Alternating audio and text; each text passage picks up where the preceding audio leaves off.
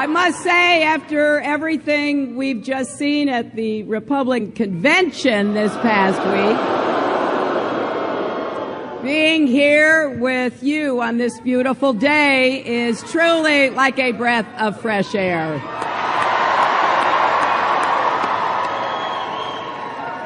When I look out at all of you, you know what I see? I see America's future.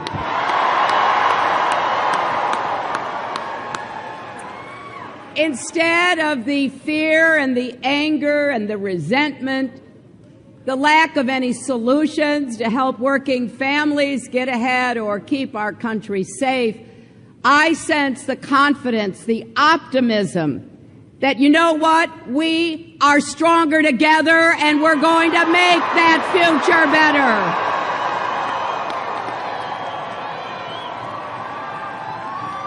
Donald Trump may think America is in decline, but he's wrong. America's best days are still ahead of us, my friends. And when he says, as he did say, I alone can fix it, he's not only wrong, he's dangerously wrong. We Americans, we solve problems together. And if Donald doesn't understand that, he doesn't understand America.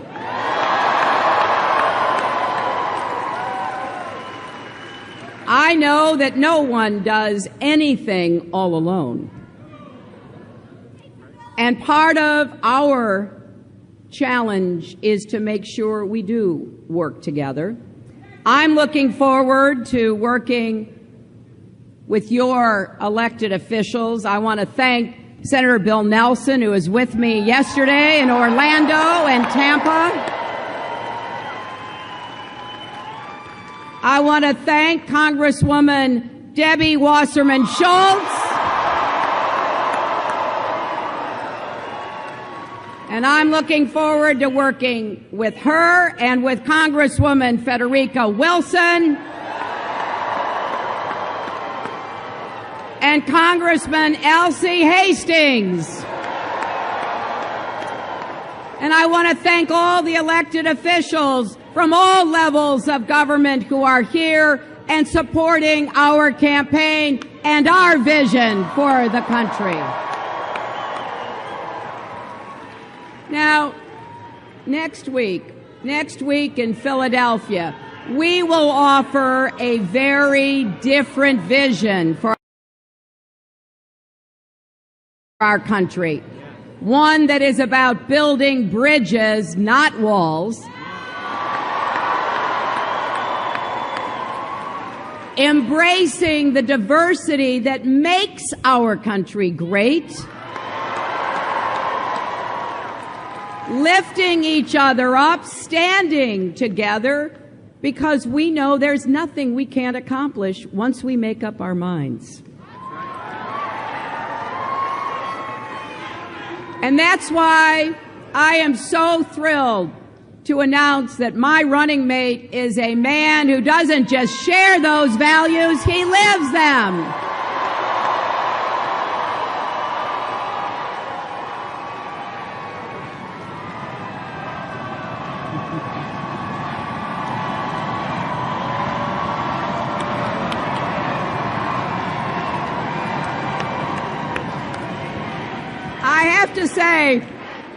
I have to say that Senator Tim Kaine is everything Donald Trump and Mike Pence are not.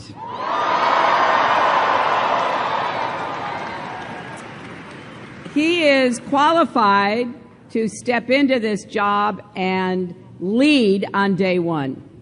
And he is a progressive who likes to get things done.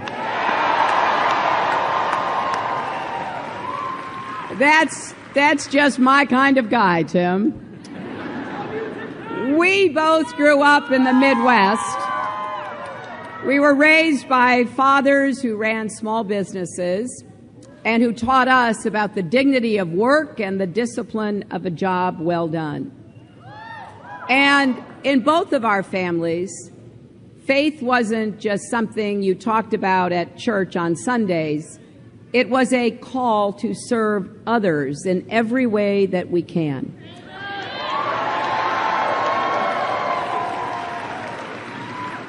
And as you get to know Senator Kaine, you will see that Tim's lifelong commitment to social justice is a shining example of his faith in action.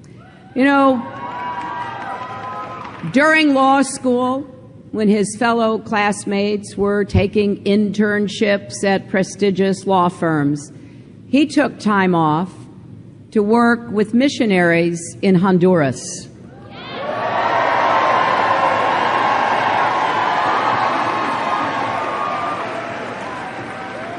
And after he graduated from Harvard Law School, he could have done anything, but instead, he chose to become a civil rights lawyer.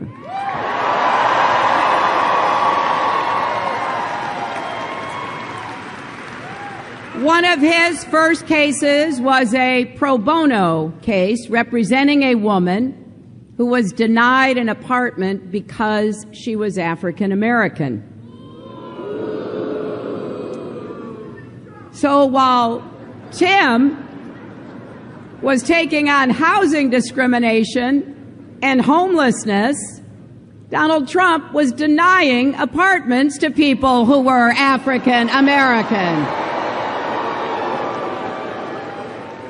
He is still fighting those battles today, serving as a nonpartisan city council member and then the mayor of Richmond, Virginia. He worked hard to bridge racial divides. He built the first new schools in a generation. He helped turn that struggling city around.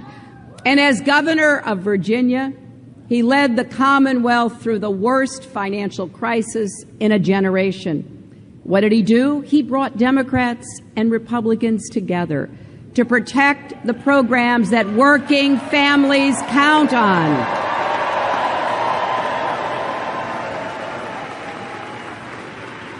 And while Mike Pence slashed education funding in Indiana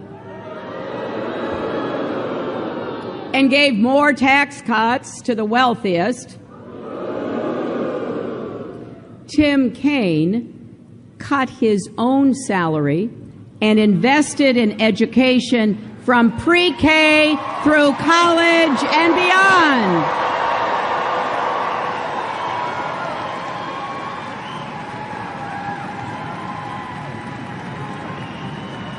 And by the time Tim left office, 40% more of Virginia's kids were enrolled in early education programs.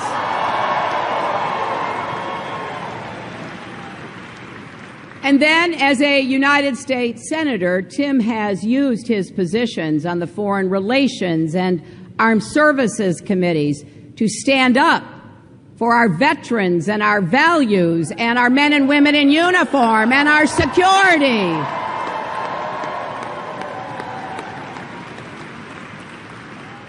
Now, there's no doubt in my mind, because I'm here with him,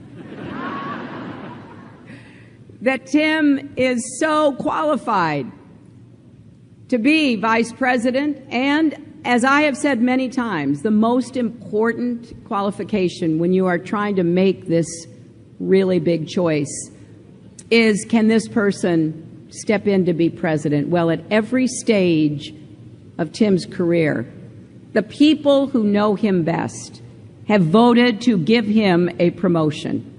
And that's because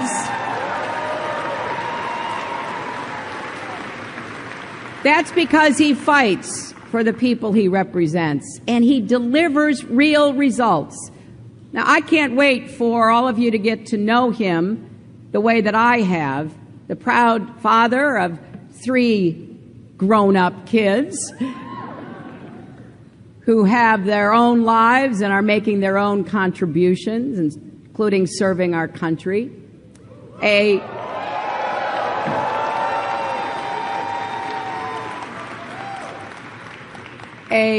loving husband of a brilliant wife who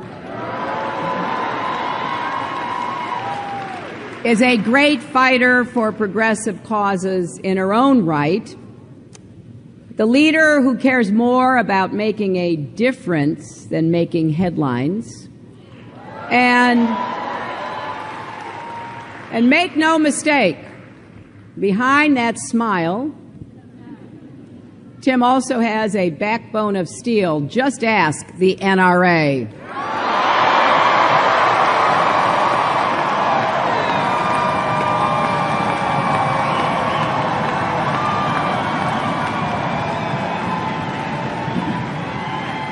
Over and over again, he has had the courage to stand up to the gun lobby in their own backyard. After the horrible Virginia Tech shooting, he signed an executive order to keep guns out of the hands of those who were deemed severely mentally ill. And he has fought for common sense gun reform across the country, as we saw just a few weeks ago when he joined the 15-hour Senate filibuster, asking that we get those reforms done.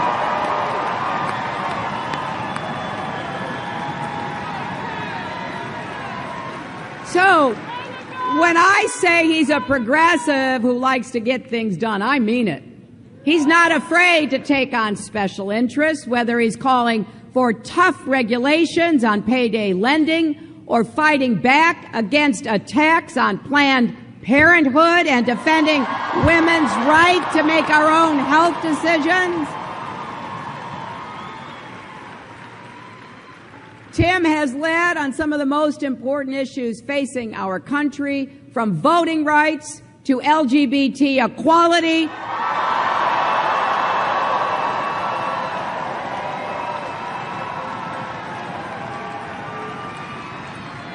to criminal justice reform, to comprehensive immigration reform.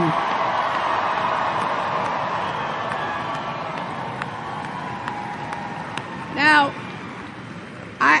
after last week, I probably don't need to say this, but I will. This is one of the most consequential elections in our lifetimes. When someone says, "I alone can fix it,"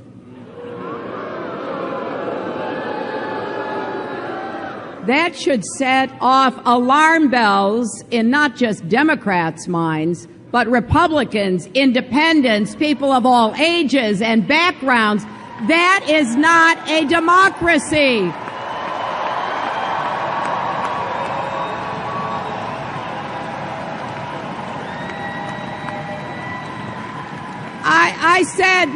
I said yesterday in Tampa, we fought a revolution because we didn't want one man making all the decisions for us.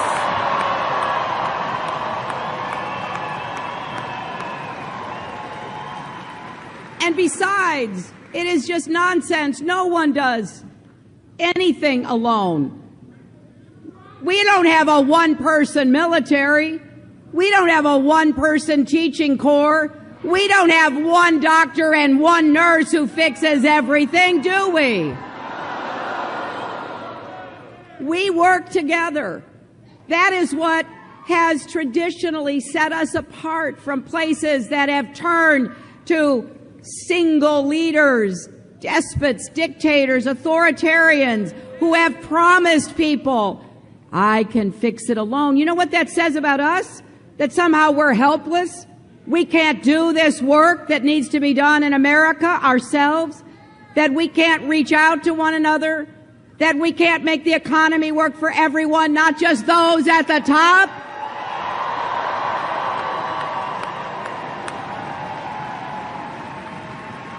I reject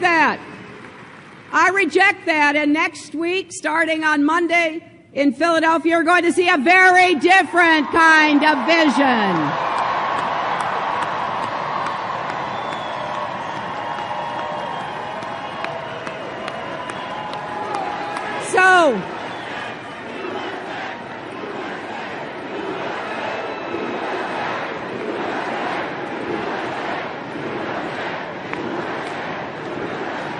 So I wanted to come here to Miami.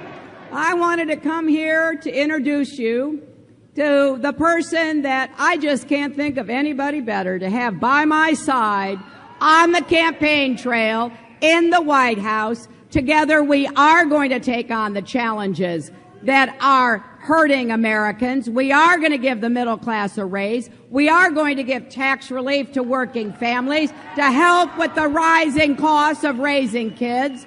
We are going to create more good jobs. We're going to make sure every child in America has the chance to live up to his or her God-given potential. So please, join us.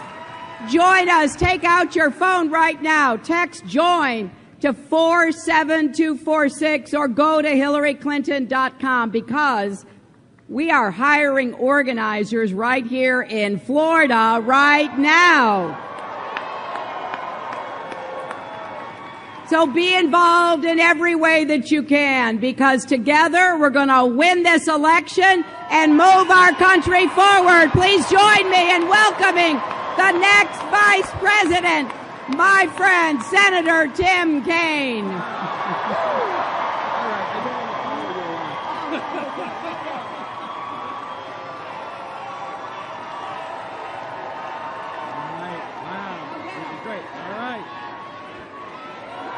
Hey guys, thank you. Hello Miami. Hello FIU. Y bienvenidos a todos.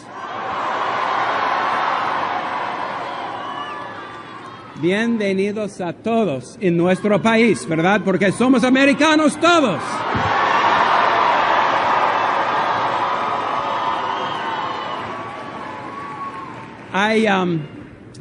I'm feeling a lot of things today, most of all gratitude. I'm grateful to you, Hillary, for the trust that you've placed in me, and we're going to be compañeros de alma in this great lucha ahead. I'm grateful to the country which has given me so much.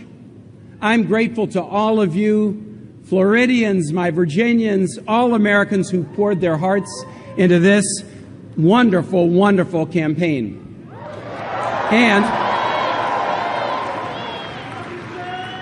And today, like every day, I'm especially grateful to my wife, Ann. I love you, honey. I love you, honey. And to my three beautiful kids, Nat, Woody, and Anella. I am the luckiest dad and the luckiest husband in the world.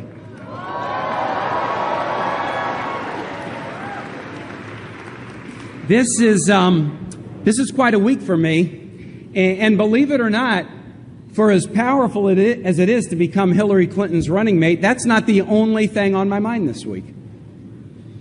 Ann and I have three kids. Our oldest son, Nat, is here today with his fiancée. He's a proud Marine.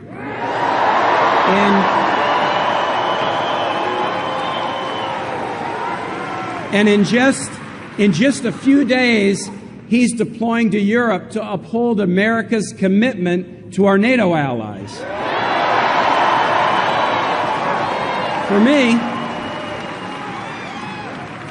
For me, this drives home the stakes in this election.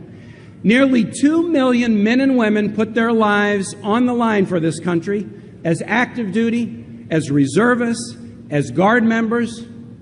They deserve a commander-in-chief with the experience and the temperament to lead.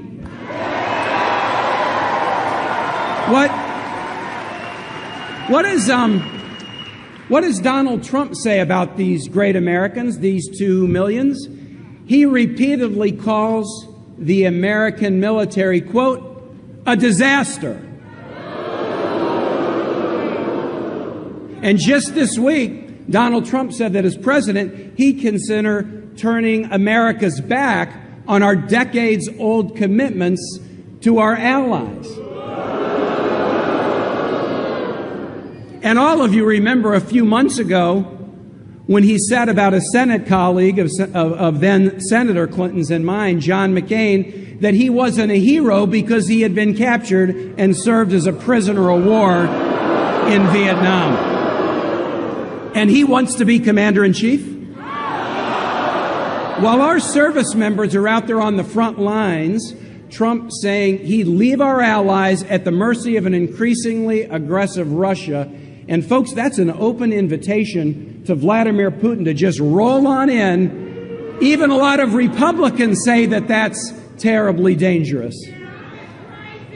When you listen, all right, I'm hiring for the speechwriting team. We've seen again and again that when Donald Trump says he has your back, you better watch out. From Atlantic City to his so-called university, he leaves a trail of broken promises and wrecked lives wherever he goes. We can't afford to let him do the same thing to our country. And folks, we don't have to, because Hillary Clinton is the direct opposite of Donald Trump.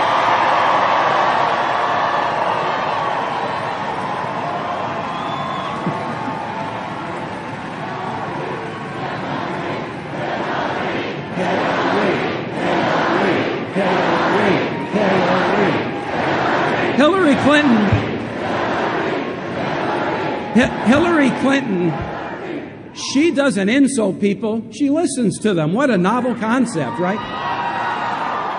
She doesn't trash our allies, she respects them. And she'll always have our backs. That is something I am rock solid sure of. And I know that because Hillary knows that we're stronger together. We're stronger when we work together, when we grow together, when we pull together, when we live in the same neighborhood and worship together and go to school together. When we're together, we're stronger. So,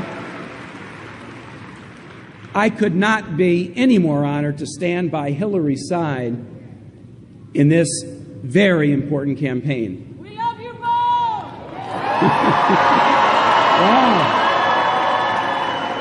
Wow.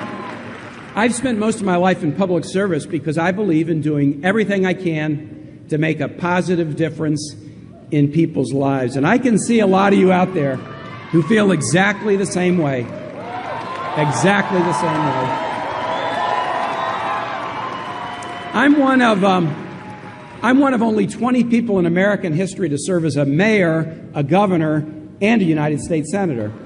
So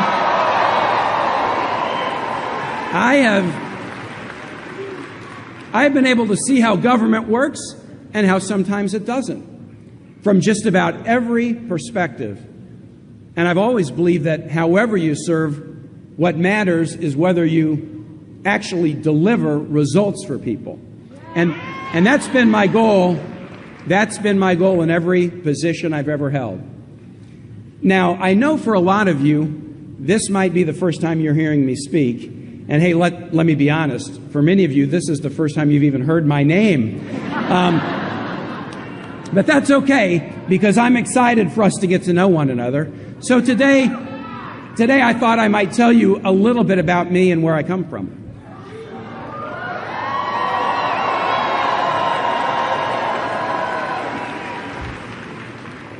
Vice president was never a job I thought about growing up in Kansas. Like a lot of people in Kansas City, my parents weren't that into politics. Church, the Kansas City Royals, that's the kind of thing that we spend time talking about. They had too much else going on. My dad ran a union-organized ironworking shop in the stockyards of Kansas City. And my mom, in addition to all the challenges with my two brothers and me, she was my dad's best saleswoman.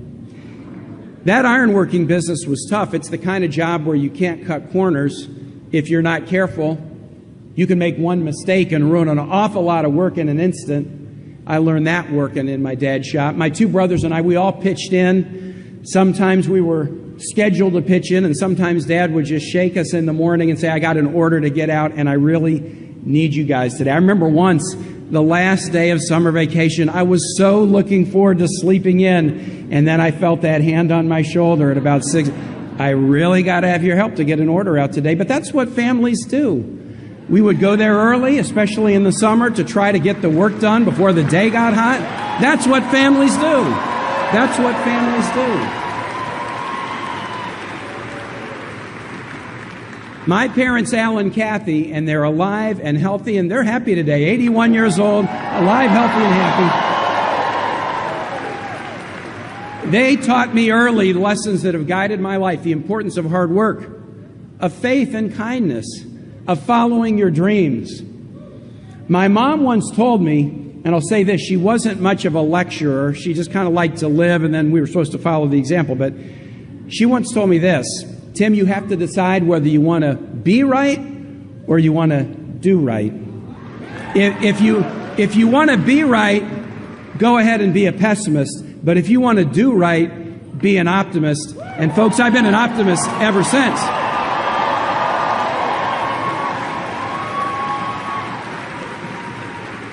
I went to a Jesuit boys' school, Rockhurst High School in Kansas City. And, all right, some Jesuits in the house. I like that. I like that. The motto of my school, this boys' school, was men for others. And that was what we were taught. And that's where my faith, which had been important to me because of my parents' example, really grew into something more vital. It became like my North Star, the organizing principle for what I wanted to do. Even as a young man, because of these great teachers I had and because of my parents' example, I knew that I wanted to do something to devote myself to social justice. And that's why, after racing through the University of Missouri in 3 years and starting at Harvard Law School, I decided to take a year off from school to volunteer with Jesuit missionaries in Honduras. ¿Hay hondureños aquí? ¿Hay algún hondureños aquí? Okay, un poquito, sí. Well, when I got to Honduras, it turned out that my recently acquired knowledge of constitutional law was pretty useless. But the experience of working in my dad's ironworking shop was actually kind of helpful. So I taught teenagers the basics of carpentry and welding, and they helped me learn Spanish. And I tell you, my time in Honduras changed my life in so many ways. Aprendí los valores de mi pueblo: fe, familia y trabajo. Fe, familia y trabajo. Los mismos valores de la comunidad latina aquí en nuestro país, ¿verdad? And here's something that really stuck with me. I got a first-hand look at a system, this was 1980 and 81, a dictatorship, where a few folks at the top had all the power and everybody else got left behind. And it convinced me that we've got to advance opportunity and equality for everybody, no matter where they come from, how much money they have, what they look like, what accent they have, or who they love.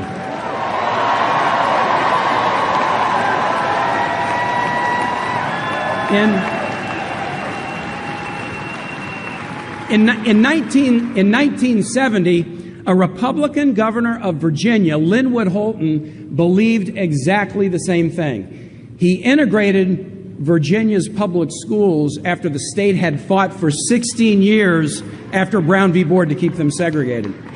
Now, in 1970 in Virginia, that took political courage. And then he and his wife went even further. They enrolled their own kids, including their daughter Anne, in integrated schools, and it sent a strong signal to the people of Virginia that their governor wasn't going to back down, wasn't going to take half steps, or wasn't going to make rules for others that he wouldn't follow for himself.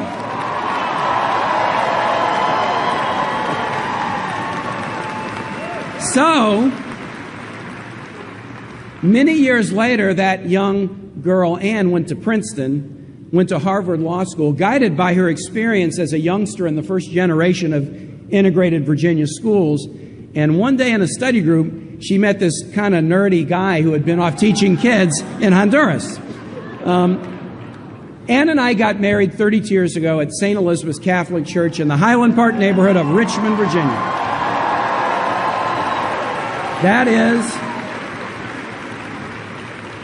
That's the parish that we still belong today. Hey, St. E's folks, I hope you're watching. We will be there at 9 a.m. tomorrow.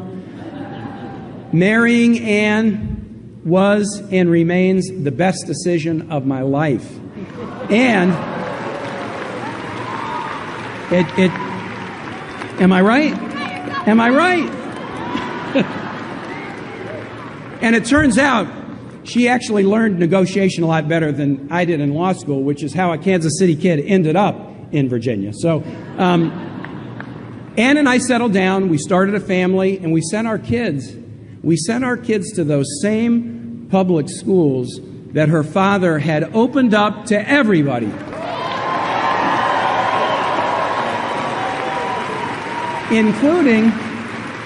Including one school that I helped get built when I was mayor, that our school board named the Linwood Holton Elementary School.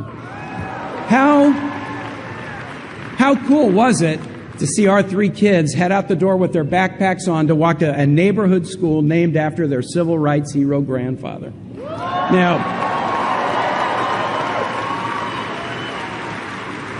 Lynn's example helped inspire me to work as a civil rights lawyer, representing people who had been turned away from housing either because of the color of their skin or because they were an American with a disability.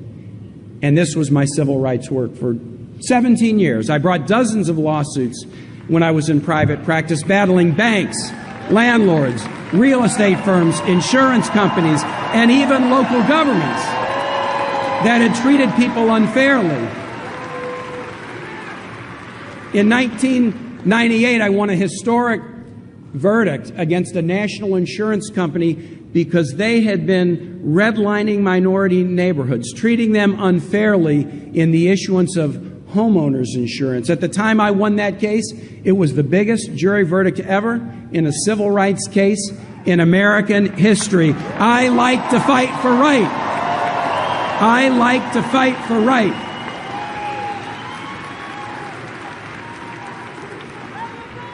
And I found myself going to city council meetings in Richmond to raise the issues that I was dealing with every day on behalf of my clients. But I was frustrated at the division and infighting. So in 1994, I did something that seemed even crazier than what I'm doing now.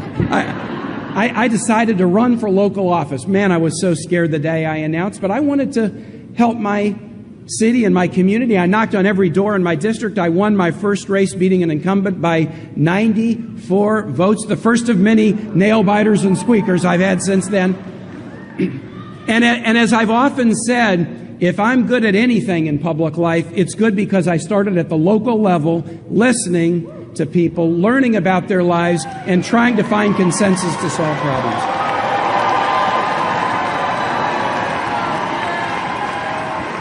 In the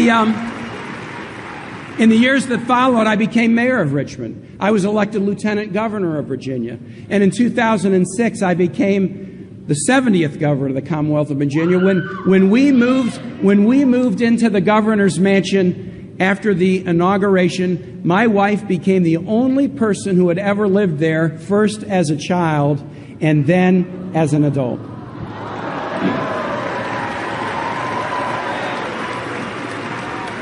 We had to make tough decisions when I was in office because it was the deepest recession since the 1930s. But that didn't stop us from expanding early childhood education, from building more classrooms and facilities on our college campuses so more could go to school, because we knew that education was the key to everything we wanted to achieve as a state, and it's the key to everything we want to achieve as a nation.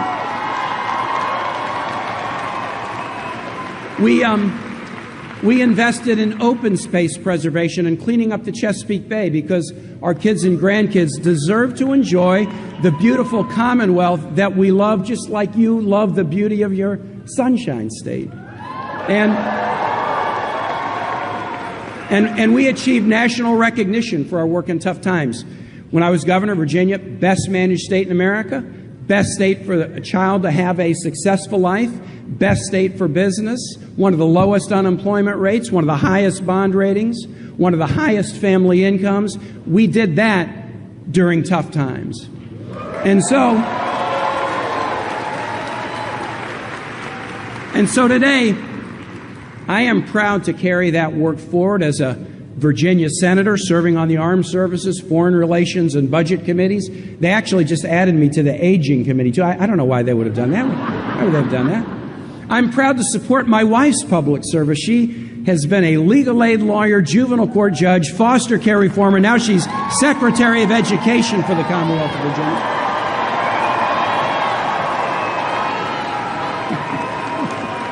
And Ann and I are both so proud of our great Commonwealth and of our great nation. And isn't it great already? I mean, isn't it great already? What a great country. You know, as I look back over these experiences, what I've learned is that God has created a rich and beautiful tapestry in this country. It is a rainbow of cultural diversity that embraces all people, regardless of their race or economic status, regardless of their religion or their gender, regardless of their sexual orientation or where they're from. We've got this beautiful country that should be a country of welcome, that should be a country of inclusion. And I know that that is a fundamental value that Hillary Clinton shares. You know,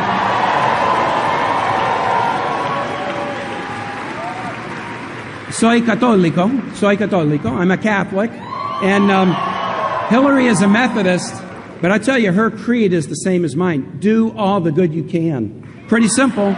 Do all the good you can. Measure your life by the positive effect you can have on other people's lives. Be of service to one another.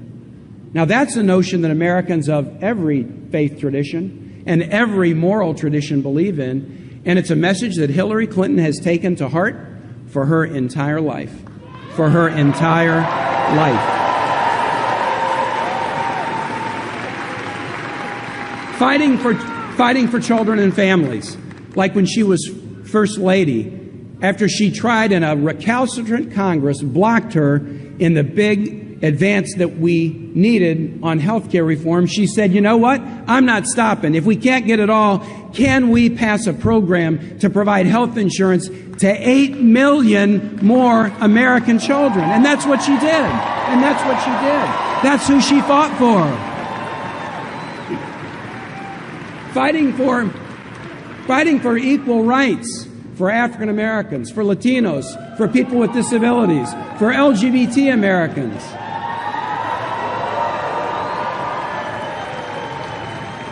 In the aftermath of the 9/11 attack, fighting tenaciously to make sure that 9/11 first responders in New York and other localities would get health benefits.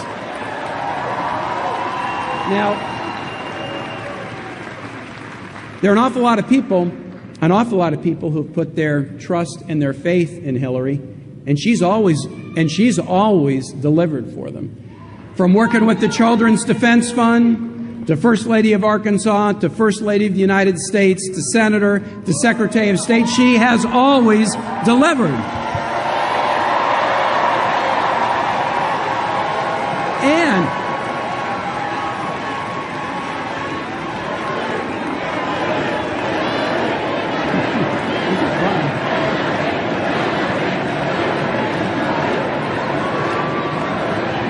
And you know what? Here's something you can tell about a great leader. She not only delivers in the easy times or the simple times, she delivers in the tough times, and she even delivers when she's on the receiving end of one attack after another. She never backs down. She never backs down. Hillary, whatever the drama, whatever the attack, whatever the situation, stays focused on what matters, helping people. That's what keeps her going. So here's how Hillary and I are going to continue that work with a strong, progressive agenda.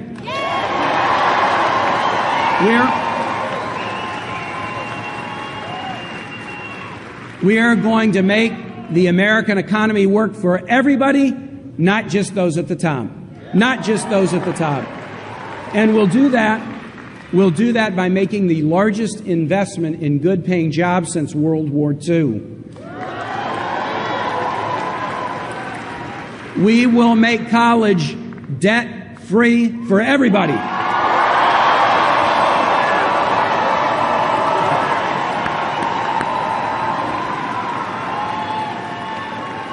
We'll rewrite the rules so that companies share their profits with workers rather than ship jobs overseas. And we'll make sure that Wall Street corporations and the wealthy pay their fair share of taxes.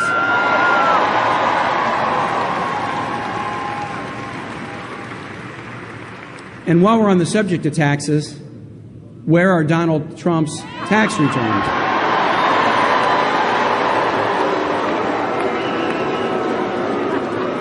Raise your hand if you think those returns would show that he's paid his fair share of taxes. Well, I don't see a lot of hands. We're going to fight for paid family leave, equal pay for women, and raising the minimum wage to a living wage.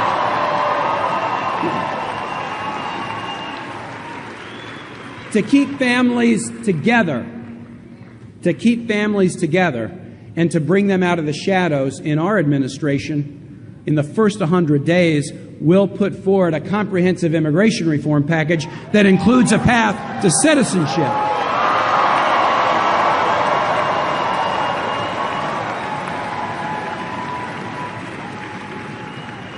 En el Senado hacemos eso hace casi 3 años y estamos esperando todavía para la Casa de Representantes a tener un debate, un voto en el sistema de inmigración reforma, ¿verdad? Entonces vamos a trabajar juntos en eso en los primeros 100 días de la administración.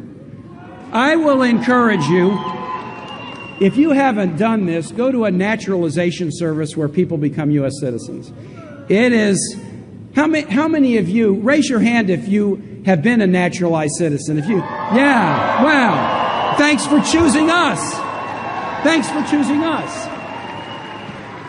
If you haven't been to one of those services, it's going to be one of the most powerful things you'll ever see. Often, after the oath is taken, there's an open mic, and people get to just walk up and say, here's why I decided that I wanted to become a citizen of the United States. And it will just bring tears to your eyes and a smile to your face when you hear what these people think about the greatness of the United States of America.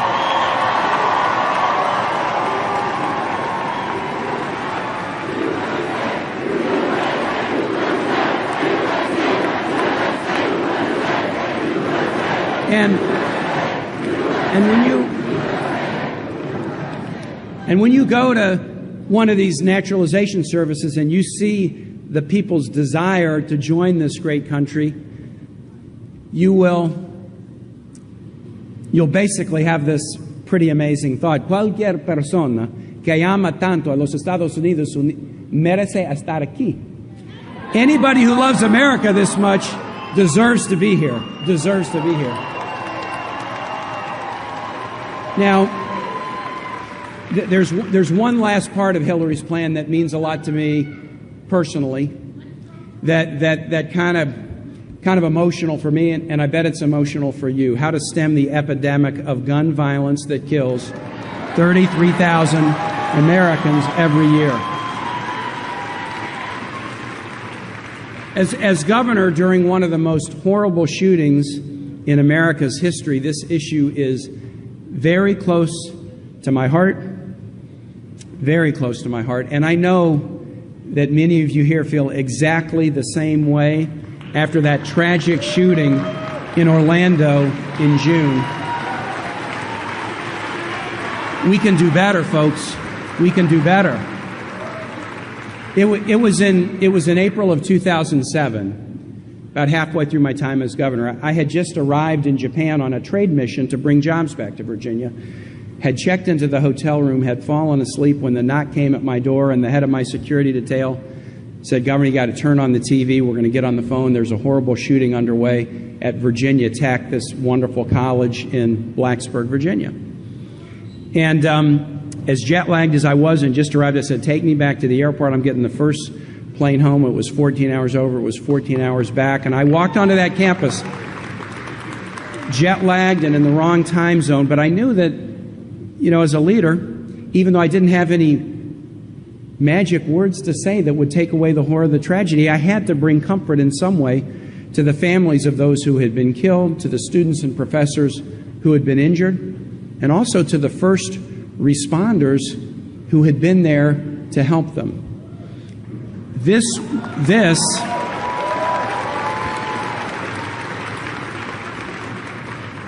April 16, 2007, that was the worst day of my life. It was the worst day of so many people's lives. And for the parents and the loved ones of those kids and professors, that pain never goes away.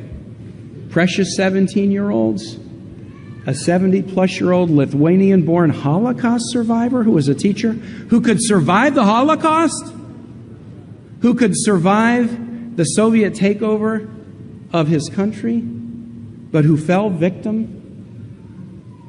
to gun violence because he blocked the door and told his students to climb out the window as his body was being riddled with bullets. Survive the Holocaust, survive the Soviet takeover of your country, and fall victim in Blacksburg, Virginia, to the horror of American gun violence.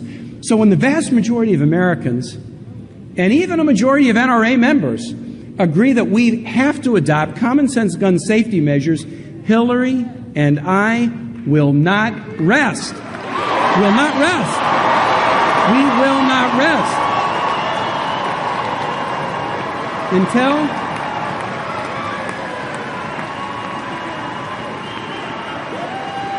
we will not rest.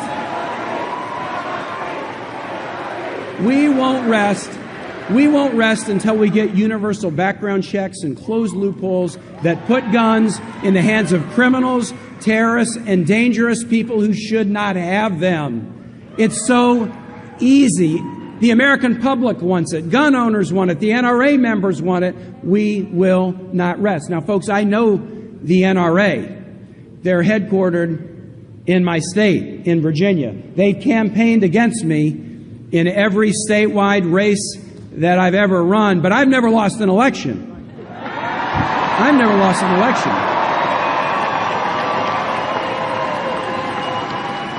I don't mind powerful groups campaigning against me. That just is like an extra cup of coffee to me, folks. It just gets me more excited. I'm 8-0, and I promise you, I'm not about to let that change, especially when Donald Trump stands in the way of progress on every single one of these issues that Hillary has laid out as core to her campaign, and many, many more. So now I'm going to wrap this up with 3 easy questions. We're at a university. I can give you a test, right? I can give a test. These are 3 questions to ask yourselves. 1, do you want a "you're fired" president or a "you're hired" president? Of course you want a "you're hired" president. Donald Trump is the "you're fired" guy. That's what he's known for. And when this whole campaign is done and everybody's forgotten it, the one thing they will remember about Donald Trump is "you're fired."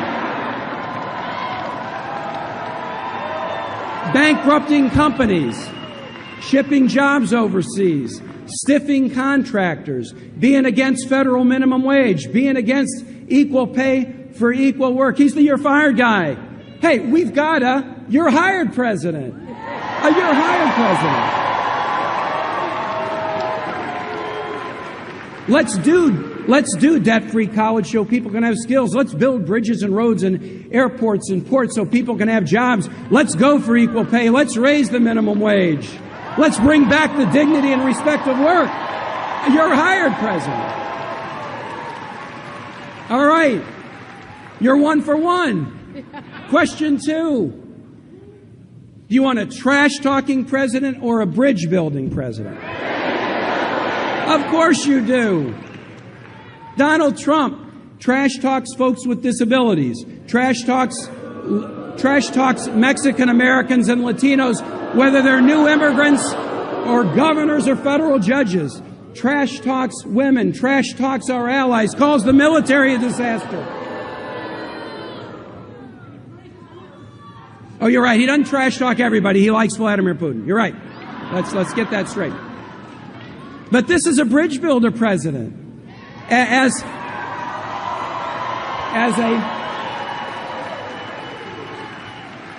a member of the Armed Services Committee, built great ties with our military and military families. As a Secretary of State, made history building our relationships around the world and putting central to U.S. foreign policy the treatment of women and children around the world. She's a bridge builder, and that's what we need. And last, all right, Florida International, you're 2 for 2. So here's number 3. Do you want a me first president or a kids and families first president? Of course. With Donald Trump, it's me first. I'm not showing you my tax returns. I'm going to run a university that will take people's money and rip them off. When Donald Trump was in Britain when they cast the Brexit vote to leave the EU, and as the British pound, their unit of currency, was getting pummeled, he said, hey, this could be good news for my golf course. Me first. But we got a kids and families first president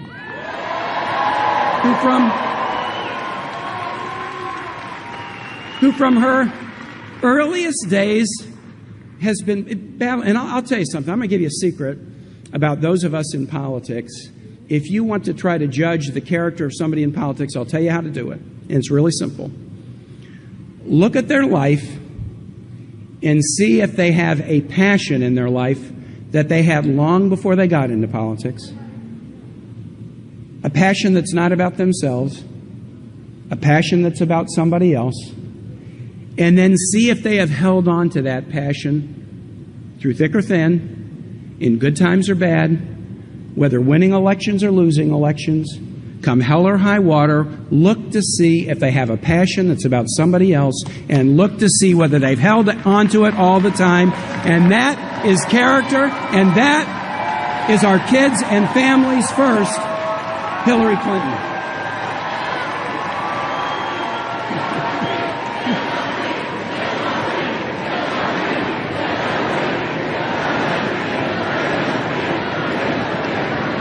All right.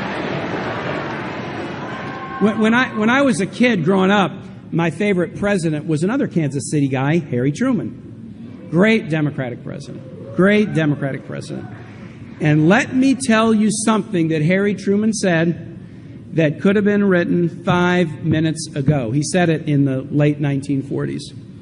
And it's so well put. America was not built on fear.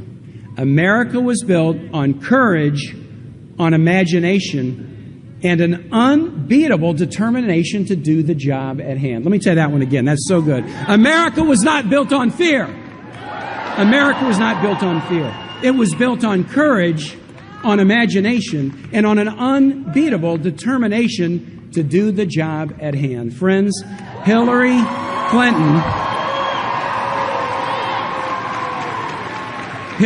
Clinton is filled with that courage, that imagination, and that unbeatable determination. And that's why we trust her to fight for all Americans. That's why I'm with her. That's why I'm with her. Are you with her? That's why we're with her. That's why we're with her. These are tough times for many in our country, but we're tough people. And that's something else I learned from my folks. Tough times don't last, but tough people do. And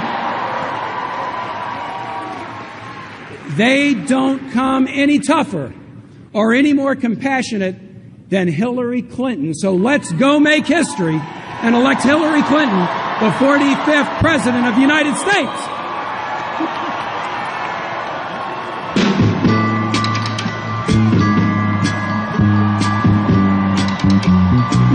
button, baby.